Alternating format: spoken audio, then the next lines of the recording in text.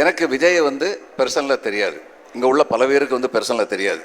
ஆனால் அவர் வந்து ஒரு பப்ளிக் ஃபிகர். அப்போ ஒரு பப்ளிக் ஃபிகரை நம்ம எப்படி வந்து மதிப்பிட முடியும்? பப்ளிக்கில் அவர் எப்படி பிஹேவ் பண்ணியிருக்காரு அப்படிங்கிறத வச்சு தான் மதிப்பிட முடியும். தனிப்பட்ட முறையில் நான் நினைக்கிறேன் விஜய் ஒரு திரு ரஜினிகாந்த் அவர்களைப் போல் மிக எளிமையான ஒரு மனிதர். 200 கோடி வாங்குறாருன்னு அவருக்கு தலகனை வந்ததில்லை. எல்லாத்தையும் எளிமையாக பழகக்கூடிய இனிமையான ஒரு நபர். விஜய் அரசியலுக்கு வரணும்னு ஆசைப்படுறதுல எந்த தப்புமே இல்லை. யார் வேணாலும் அரசியலுக்கு வரலாம். இவ்வளவு தூரத்துக்கு பொதுமக்களுடைய அபிமானத்தை பெற்ற ஒருவர் அரசியலுக்கு வரக்கூடாது என்று சொல்வதற்கு யாருக்குமே உரிமை இல்லை. ஆனால் அரசியலுக்கு வருவதற்கு என்று என்ன தகுதிகள் இருக்கின்றன அப்படிங்கிறது முக்கியம். நான் ஒரு தனி மனிதனாக இந்த நாட்டில் பிறந்திருக்கேங்கிறதுனால நான் அரசியலுக்கு வர முடியாது. எம்ஜிஆர் வந்து அரசியலுக்கு வந்தபோது ஏற்கனவே இங்கு சொல்லப்பட்டது, அவருக்கு மக்கள் அபிமானம் இருந்ததுக்கு ரொம்ப பெரிய காரணம் அவர் வந்து ஒரு பெரிய கொடைவள்ளலாக இருந்தார் அப்படிங்கிறது ஒரு முக்கியமான காரணம். அவர் திரைப்பட நடிகராக திறமையாக நடித்தார் என்பதோடு கூடி அவர் ஒரு பெரிய கொடைவள்ளலாக இருந்தார் அப்படிங்கிறது முக்கியம். சினிமாவில் வந்து துணை நடிகர்களை வந்து எக்ஸ்ட்ரான்னு சொல்லி ரொம்ப கேவலமாக பேசிக்கிட்டு இருந்தபோது அவர்களுக்கு துணை நடிகர்கள் அப்படின்னு கௌரவமான பெயர் கொடுத்தது எம்ஜிஆர் தான். இது மாதிரி பல காரியங்கள் சொல்லலாம். சோவுக்கு வந்து எம்ஜிஆரை பிடிக்காது, பல காரணங்களால் பிடிக்காது. ஆனால் சோ வந்து சொன்னார், ஒரு ஸ்டண்ட்மேன் வந்து சொன்னாராம், கையில் காசு இல்லைன்னா வீட்டில் உலையை வச்சுட்டு எம்ஜிஆர்கிட்ட போனால் நிச்சயமாக அரிசி கிடைக்குங்கிற நம்பிக்கை எங்களுக்கெல்லாம் உண்டு அப்படின்னு சொல்லி சொன்னார் அப்படின்னு சொல்லி சோ சொல்லியிருக்கார். யார் அவர் மேலே ரொம்ப பிரியம் இல்லாதவரோ அவர் சொல்லியிருக்கார். திரைப்படத்துறையில் வந்து விஜய் 200 கோடி வாங்குறாருன்னா யாரும் புறாமப்பட வேண்டியதில்லை. அவருடைய தகுதியின் காரணமாக வாங்குறாரு. அவருக்கு அப்படிப்பட்ட ஒரு மாஸ் அட்ராக்ஷன் இருக்குது, அதனால வாங்குறாரு. சொந்த நேர்மையான உழைப்பு, அதனால வாங்குறாரு. ஆனால் என்னுடைய கேள்வி, திரைப்படத்துறையில் இன்னைக்கு எத்தனை பேர் வறுமையில் இருக்காங்க? அந்த வறுமையில் உழல்றவங்களுக்கு இவர் என்ன செஞ்சிருக்காரு? தன்னுடைய திரைப்படத்துறையுடைய நெளிவு சுழிவை நன்றாக அறிந்தவர். ஏறக்குறைய 25-30 வருடங்களாக நடித்து கொண்டிருப்பவர். இவர் வந்து தன்னுடைய திரைப்படத்துறையில் உள்ள சில நலிந்த தொழிலாளர்களுக்கு எந்த அளவுக்கு உதவி செஞ்சிருக்கார் அப்படின்னு சொல்லி பார்த்தா குறிப்பிடத்தக்க அளவுக்கு எதுவுமே இல்லை. இப்போ தன்னுடைய துறையிலேயே நன்மை செய்யாத, மிகுந்த அளவு நன்மை செய்யாத ஒருவர் மக்களுக்கு வந்து எந்த நன்மையை செய்ய துடிக்கின்றார், எந்த வழியில் செய்ய துடிக்கின்றார் அப்படிங்கிற வினா எழுது. இப்போ லோயலா மணி அவர்கள் சொன்னார், மதச்சார்பற்ற தன்மை அப்படிங்கிறது எங்களுடைய அடிப்படை கொள்கை அப்படின்னு சொல்லி சொன்னார். முதல்ல நடந்த அந்த கூட்டத்தில் வந்து, அந்த கான்ஃபரன்ஸில், மாநாட்டில் வந்து விஜய் வந்து என்ன சொன்னார்? பிறப்புக்கும் எல்லா உயிருக்கும்ங்கிறதுல நாங்கள் நம்பிக்கை உள்ளவங்க அப்படின்னு சொல்லி சொன்னார். அதில் வந்து பகவத்கீதை புஸ்தகம் வந்து பரிசாக கொடுக்கப்பட்டது. பகவத்கீதை வந்து எதை சொல்லுது, குறள் வந்து எதை சொல்லுது, இது ரெண்டும் அடிப்படையில் வேறுபட்டவை. பாரதியார் வந்து ரொம்ப அழகாக சொல்லியிருக்கார். அர்ஜுனன் வந்து போர்க்களத்தில் நின்று பயந்தானா. எதுக்கு பயந்தான்?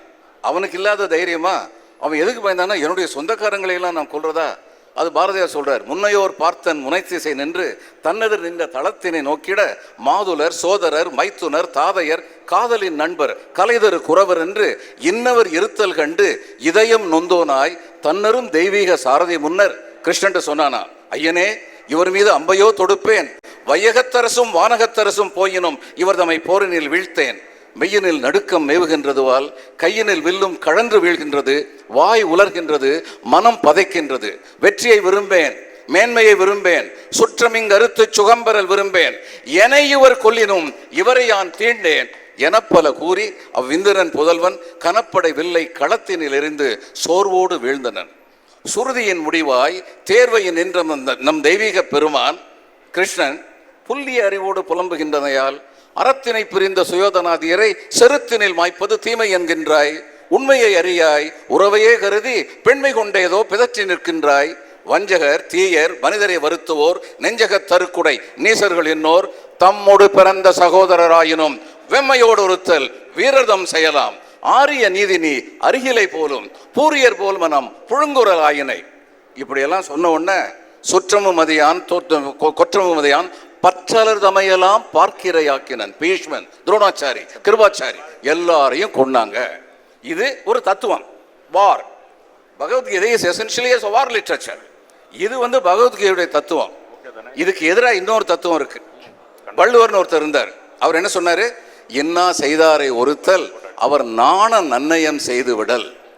பழைய ஏற்பாட்டில் பல்லுக்கு பல், ரத்தத்துக்கு ரத்தம், கண்ணுக்கு கண் அப்படிங்கிறது யூதர்களுடைய சட்டம். ஆனால் கிறிஸ்துநாதர் என்ன சொன்னார்? ஒரு கன்னத்தில் அறிந்தால் இன்னொரு கன்னத்தை காட்டு, பொறுமையை காட்டு, உடனடியாக வயலன்ஸில் ஈடுபடாத அப்படின்னு சொன்னார். இந்த ரெண்டு தத்துவங்களும் கம்ப்ளீட்லி மாறுபட்ட தத்துவம்.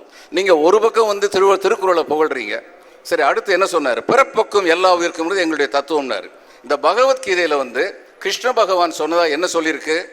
யார் யார் எந்த தொழிலில் செய்வதற்கு வன்மை படைத்தவர்கள் என்று அறிந்து, அவர்கள் பிறப்பிற்கு முன்பே அறிந்து அத்தகைய தொழில்களை செய்பவர்களாக அவர்களை நான் படைக்கின்றேன்.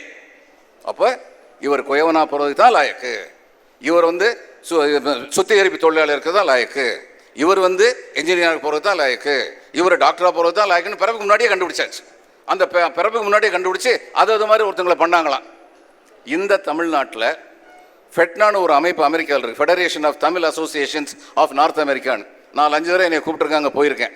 நான் தங்குறது வந்து என்னுடைய நண்பர் ஒருத்தர், அவருக்கு வந்து இந்த கருணீக்கர்னு சொல்லி ஒரு கம்யூனிட்டி, வள்ளலாருடைய கம்யூனிட்டி, அந்த கம்யூனிட்டியை சேர்ந்தவர். அவங்க பார்டரில், ஆந்திரா பார்டர் இருக்கவங்க. அதனால் ஆந்திரா பசங்களை வந்து தன்னுடைய பேயிங் கெஸ்ட்டாக வச்சுக்குவார் அவருடைய வீட்டில். தமிழர்களோடு பேசியிருக்கேன், ஆந்திரர்களோடு பேசியிருக்கேன்.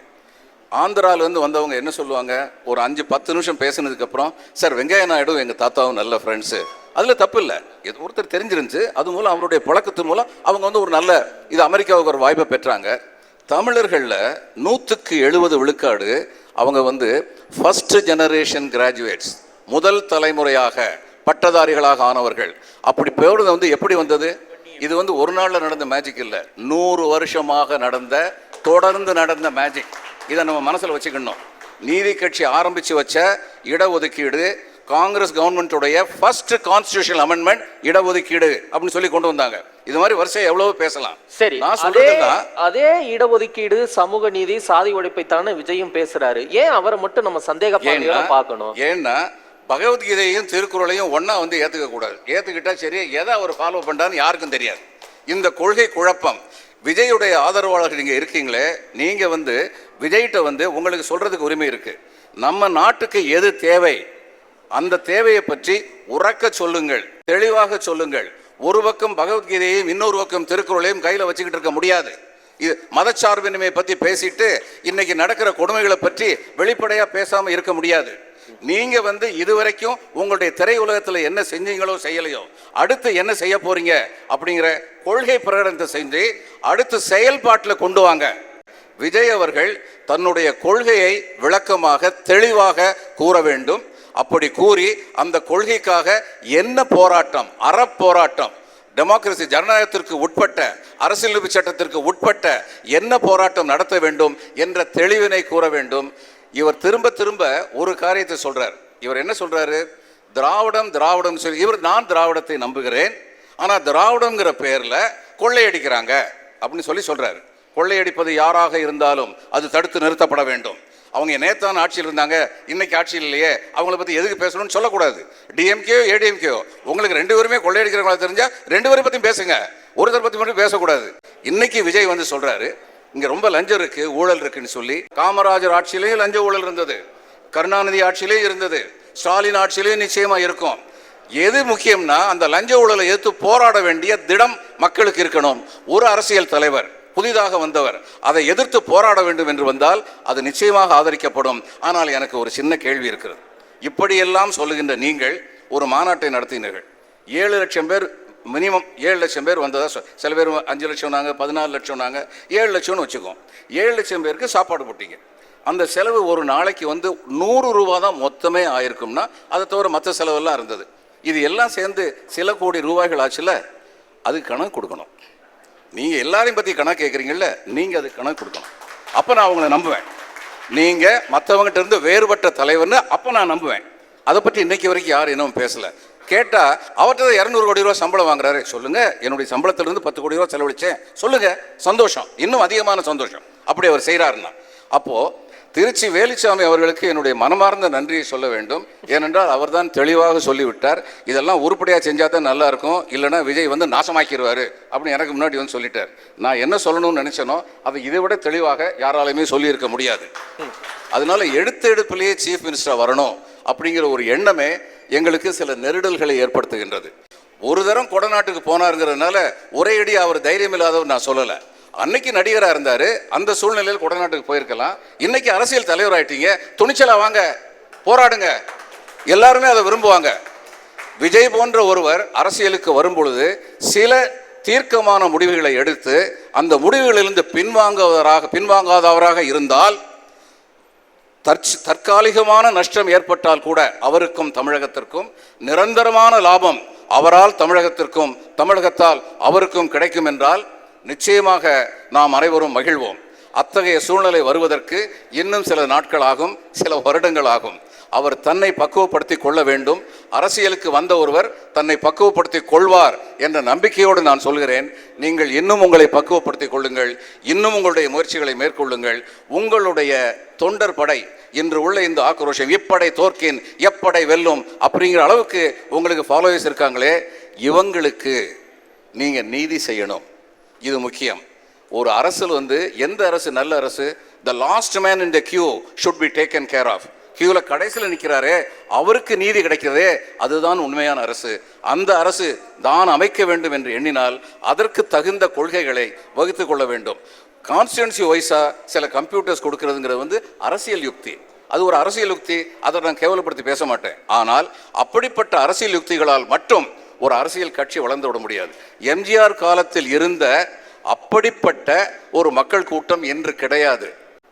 நான் பெங்களூரில் வசிக்கிறேன். பெங்களூருக்கு பக்கத்தில் தமிழ்நாட்டுடைய திருவண்ணாமலை பகுதியிலேருந்து வந்தவங்க அத்தனை பேர் அங்கே இது பண்ணுவாங்க. இந்த பழம் விற்கிறது, கடை கூடையில் தள்ளிட்டு போகிறது, இதெல்லாம் அவங்க தான் இருப்பாங்க. அவங்களில் நான் டெய்லி ஒரு 30 பேர் கூட அவங்ககிட்ட ரிட்டையர் ஆனதுக்கப்புறம் வேலை இல்லை, அதனால் அவங்ககிட்ட பேசுகிறது கொஞ்சம் புரிஞ்சுக்கிறதுக்கு உதவுன்னு சொல்லி கேட்பேன். அப்போ ஒருத்தருக்கு ரஜினிகாந்தோடைய சீரிய ரசிகர் கையில் இது பண்ணியிருக்கார், பச்சை குத்தியிருக்கார். நான் சொன்னேன், ரஜினிகாந்தை தவிர வேறு படம் பார்ப்பீங்களா அப்படின்னேன். மற்ற படம் பார்த்தா ரஜினிகாந்த் படத்தில் எதெல்லாம் இருக்கோ அதெல்லாம் இதில் இல்லைன்னு சொல்கிறதுக்காக போவேன், மற்றபடி எந்த படத்தையும் பார்க்க மாட்டேன். ஸோ ரஜினிகாந்த் அந்நியார் அரசியலுக்கு வர்றதை ரஜினிகாந்த் சொல்லிட்டு இருந்தார். ரஜினிகாந்துக்கு ஓட்டு போடுவீங்களா? சீ சும்மா இருங்க சார், நல்லா இருக்குது, பார்க்குறேன், என்ஜாய் பண்ணுறேன். இவருக்கு எப்படி சார் ஓட்டு போடுறது? காவேரியை பற்றி இவர் என்ன சார் பேசுகிறாரு? 30 வருஷமாக அரசியலுக்கு வர்றேன்னு சொல்லி தன் படத்தை ஓட்ட பார்த்தாரு. தலைவர்னா அது சினிமாவில் சார், அது அரசியல் இல்லை. இதை சொன்னவர் எம்ஏ எம்ஃபில் படித்தவர் இல்லை, 8வது வரைக்கும் படிச்சுட்டு தள்ளு வண்டியில் பழம் வித்துக்கிட்டு இருக்கவர். இன்னைக்கு உள்ள சூழ்நிலை இதுதான். இந்த சூழ்நிலையில் விஜய் நிச்சயமாக மக்கள் ஆதரவை பெற முடியும். ஆனால் அப்படி பெறுவதற்கு கடும் உழைப்பு தேவை, சீரிய கொள்கை பிரகடனம் தேவை, தெளிவு தேவை. இவை அனைத்தும் வந்த பின்னால் நிச்சயமாக திருச்சி வேலுசாமி அவர்கள் சொன்னது போல் விஜயை எல்லோரும் வரவேற்பார்கள். அவரால் நாடு நன்றாக இருக்கும். ஆனால் இன்று அது இல்லை. வணக்கம்.